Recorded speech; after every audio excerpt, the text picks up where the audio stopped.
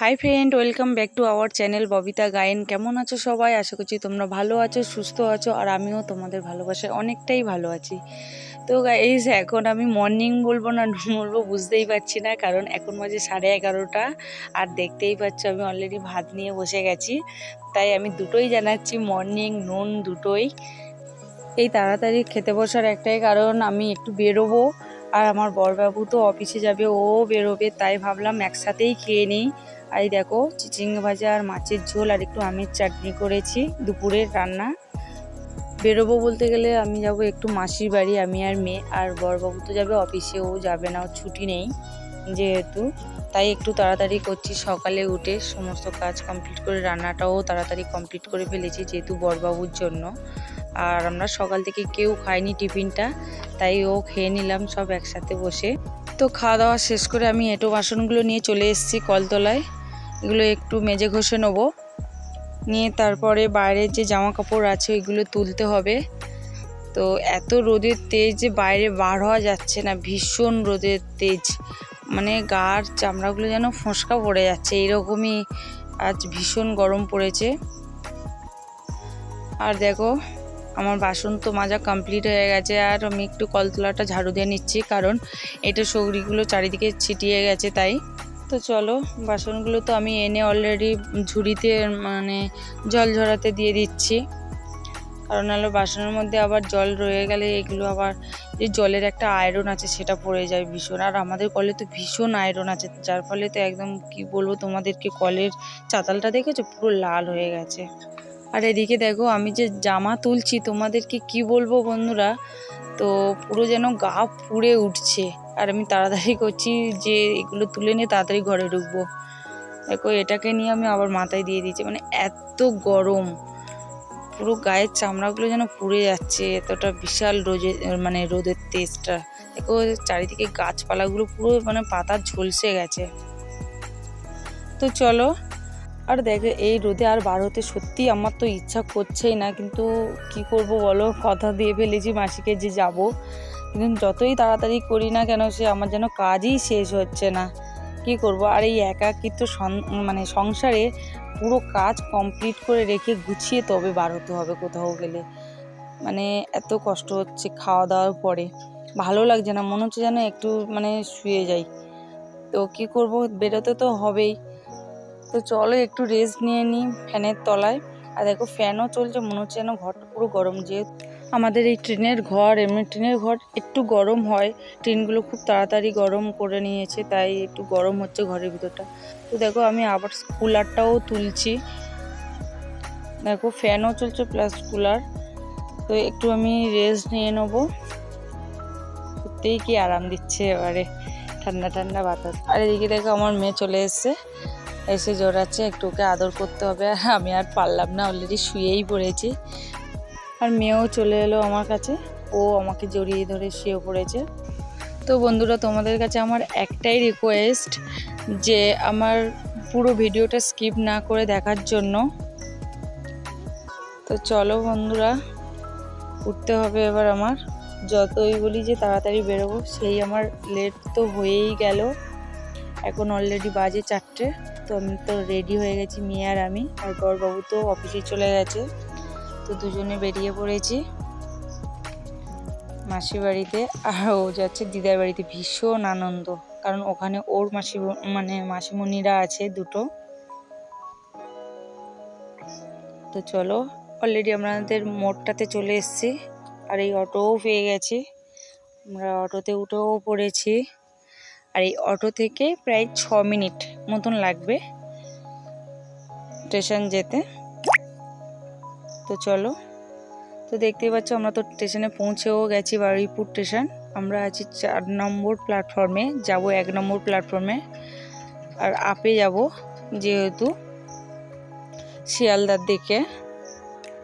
তো অলরেডি চলে এসেছি, আর টিকিটও কেটে ফেলেছি, ট্রেন আসার এবার অপেক্ষায়। তো এই যে চলে এসছে ট্রেন, ভিড় আছে, অনেকটাই কম ভিড় আছে দেখো।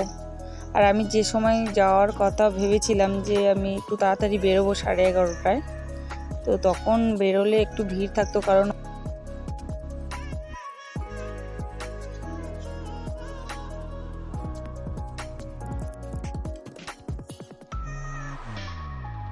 ওই টাইমটা সবাই কাজে যায়, তাই ভিড় থাকতো একটু।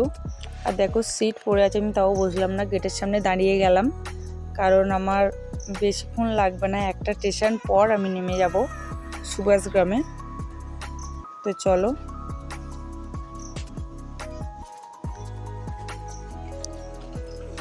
এই যে অলরেডি আমার ট্রেন ঢুকছে সুভাষগ্রাম।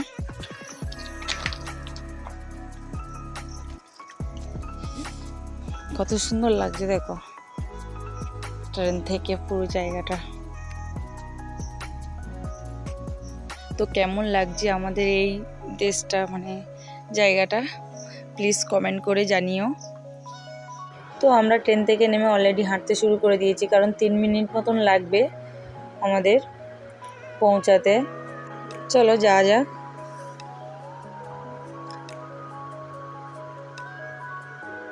এদিকে দেখো রাস্তার পাশে কি সুন্দর ঠাকুরগুলো শুকাতে দিয়েছে রোদে, তো সুন্দর লাগছে, এগুলো তুলে নিলাম একটু। আর অলরেডি আমি পৌঁছে গেছি মাসিবাড়িতে। এই যে, আর দেখো মেয়ে কেমন তাড়াতাড়ি চলেছে, চুপ করে আছে, ওকে সারপ্রাইজ দেবে বলে মাসিদেরকে। দেখো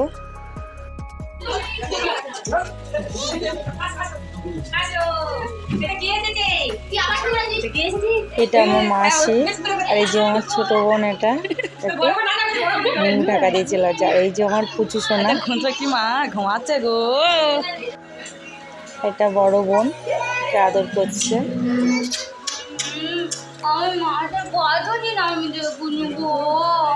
আহা গো, কত আদর করছে গো, অনেকদিন দেখি।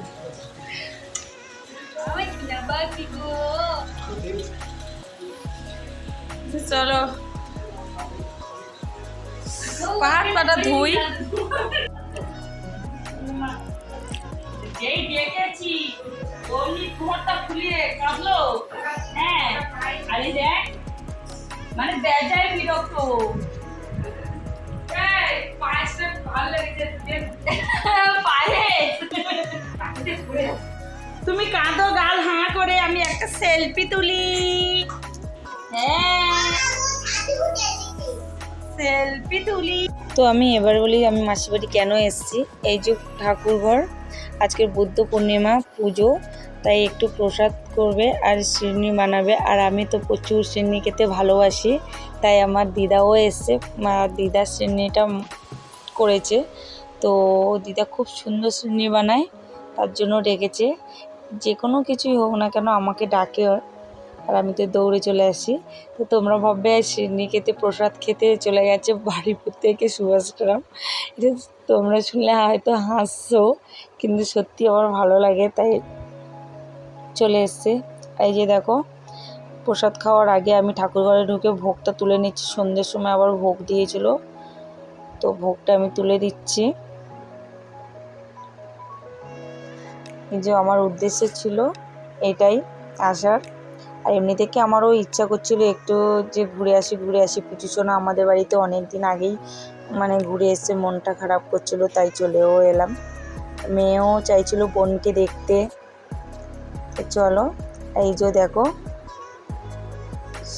আমি ভীষণ ভালোবাসি, এটার লোভে বলতে গেলেও চলে এসেছি। তো হেভি খেতে, ওয়াও। তো যাই হোক, ভিডিওটা এই পর্যন্ত। যদি ভালো লেগে থাকে তাহলে লাইক কমেন্ট শেয়ার করে দিও। আর আমার নতুন বন্ধুদেরকে রিকোয়েস্ট করব চ্যানেলটাকে সাবস্ক্রাইব করে আমার পাশে থেকো, সাপোর্ট করো প্লিজ।